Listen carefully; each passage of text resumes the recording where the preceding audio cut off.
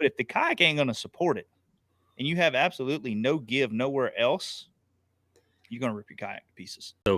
When you're developing a new mount or a new product, what's the process? I mean, what's your do you find a problem via people complaining about it, or do you just bring the kayak in and redevelop what you already have?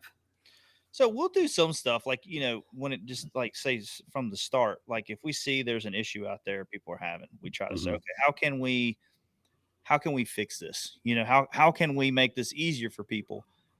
And then if we're on the water too, like, hey man, can we make this mount better to do this? Because I don't like, for instance, a kayak accessory plate, Hmm.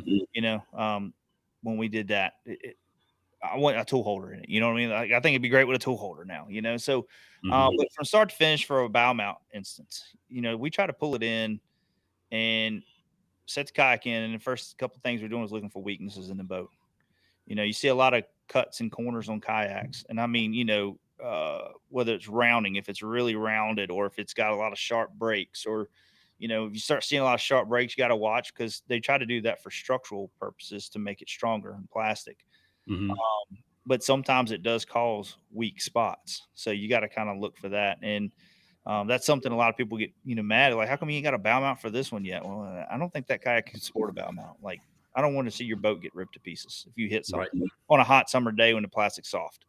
But that's also another thing too that we take in effect is like, okay, if we're designing this during the summer, wintertime when it's cold, it's hard. What's it going to be like during the summertime? Is there going to be a lot of play in this? So we try to get everything inside and get it air, warmed up to a normal 67 degrees and then really start going in and designing on some stuff. And then, then it's just testing, getting out on the water, testing, doing crazy stuff, making sure it ain't going to flex too much. You don't want a lot of flex.